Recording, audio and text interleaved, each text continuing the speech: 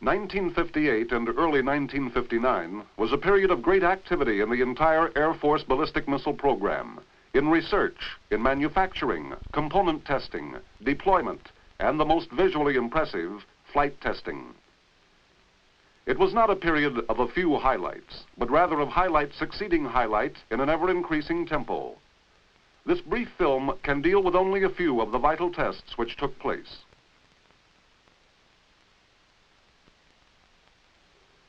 (1958) was a year of extensive and intensive test activity in the Thor IRBM program, with launchings during the final quarter of the year achieving special significance as the operational Thor reached the flight test stage. A most significant launching in the program was the flight test of Thor missile 145. This was the first operationally configured missile launched from the operational launcher at the Air Force Missile Test Center, Cape Canaveral, Florida. Launch occurred on 5 December.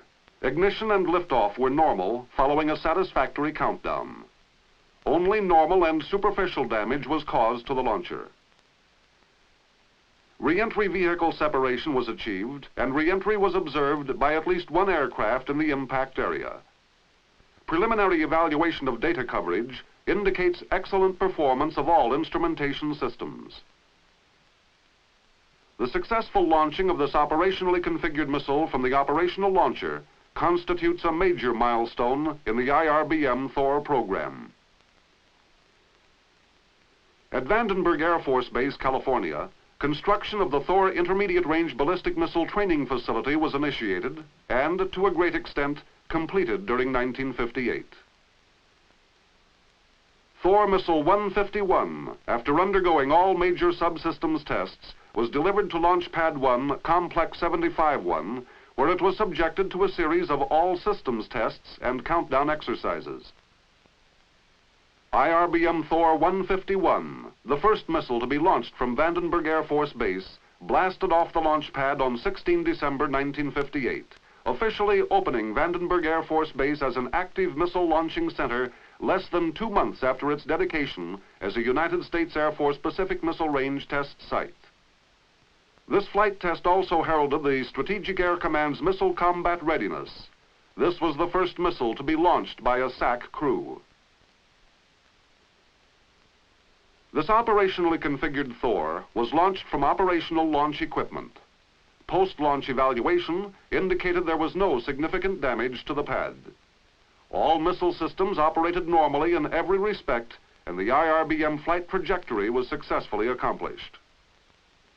This test, the culmination of an intense effort, demonstrated that the Thor missile, ground support equipment, and SAC-trained crews could be coordinated to achieve a successful missile launching in an operational environment.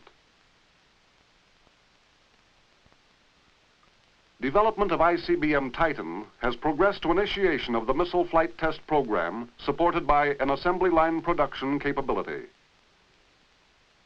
At the Martin Company, Denver, missiles are coming off the production line in quantity to support a launch schedule of 1 missile a month during 1959, approximately 2 a month during 1960. Missile A-1, the first deliverable missile produced under the Titan contract, was accepted by the Air Force in June 1958. The first Titan captive firing with the A-1 missile took place at Martin, Denver on 29 August 1958. At the Air Force Missile Test Center on 22 January 1959, Missile A-3 was delivered for the first Titan launch. This was the second arrival of the A-3 missile at Cape Canaveral. A test attempt on 20 December 1958 aborted due to the failure of a liquid oxygen line, and the missile had been returned to the Martin Denver factory for repair. Titan A-3 underwent a successful flight readiness firing on 29 January, within a week of its arrival at the test center. All requisites were met for flight test. The launch of Titan A-3 took place on 6 February 1959. This was a limited range flight test for the purpose of evaluating under flight conditions the structural integrity of the Stage 1 airframe, the operation and compatibility of the propulsion and the propellant feed systems, and the capabilities of the flight control system. The missile consisted of an operational Stage 1, a dummy Stage 2, and a dummy nose cone with instrumented boom. It contained no guidance equipment. Countdown began at 9 a.m. Eastern Standard Time. A total of 4.5 hours of hold time was called, due primarily to weather considerations and replacement of instrumentation components. Missile launch occurred at 1621 hours Eastern Standard Time. After 6 seconds of hold down, the missile lifted off, rose vertically for approximately 20 seconds, then programmed to the desired pitch attitude. Engine burnout occurred as programmed at 121 seconds after liftoff. The missile followed the prescribed flight path to reach an apogee of more than 70 nautical miles and impact in the broad ocean area at a ground range of approximately 205 nautical miles. The launch of Titan A3 successfully accomplished all primary and secondary objectives. All missile propulsion components performed satisfactorily. Engine compartment pressures and temperatures were as expected. Airframe vibrations were normal. The successful launch of Missile A3 is not only an important milestone in the development of ICBM Titan, but also represents a significant achievement in the total Air Force ballistic missile program. This is the first time that any missile at the Air Force Missile Test Center has been completely successful on its first flight. On 28 November 1958, the United States Air Force achieved the first completely successful full-range flight of an Atlas intercontinental ballistic missile. Launched from the Missile Test Center, Cape Canaveral, Atlas 12B was the 15th Atlas missile to be flight tested. Test objective of the flight was to achieve a nominal range of 5,500 nautical miles. This objective was accomplished with all missile subsystems performing satisfactorily. The guidance system generated all discrete commands to the missile, and data from 3 separate sources indicated that impact occurred at a point only 0.5 nautical miles to the left and 5.5 nautical miles long of the pre-selected target area. The flight of the 12B missile and its successful accomplishment of a flight of 5,500 nautical miles was a major achievement in the Atlas ICBM weapon system program. One of the best-kept secrets in the annals of the ballistic missile program was the flight test objective of Atlas Missile 10B. No public release of information on the objectives was made until President Dwight D. Eisenhower announced that Atlas 10B was in satellite orbit, the largest American satellite to date.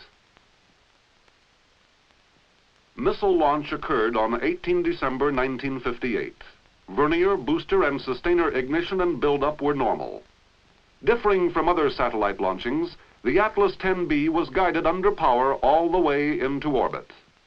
Atlas 10B, as a satellite, achieved a perigee of 98 nautical miles, an apogee of 795 nautical miles, within a period of 101 minutes. All of the flight test objectives were realized 100%. In a dramatic demonstration of the feasibility of utilizing an orbiting vehicle to relay messages, a pre-recorded Christmas message from President Eisenhower was beamed at the world from the Atlas. Subsequently, additional messages were relayed to and from the satellite. The successful launching and orbiting of Atlas 10B will undoubtedly be rated as one of the most significant milestones in the history of the development of America's space program. Also in December, Atlas 3C was prepared for launching. Atlas 3C was the first Series C flight missile. This Atlas was the first to incorporate lighter gauge propellant tanks and shifted intermediate bulkheads for better propellant utilization. Launched 23 December at 2345 hours Eastern Standard Time, Atlas 3C completed a very successful flight with a San Salvador impact predictor indicating impact at 7 miles long and 3 miles to the right of the pre-selected target. The Mod 3 guidance station, however, placed impact as within 1/2 mile of the selected target. All preliminary information indicates that most of the flight test objectives for this missile were achieved. The successful launching and flight test of Atlas Missile 3C, the 17th Atlas missile to be launched, marked another step forward in the progress toward operational status of this intercontinental ballistic missile.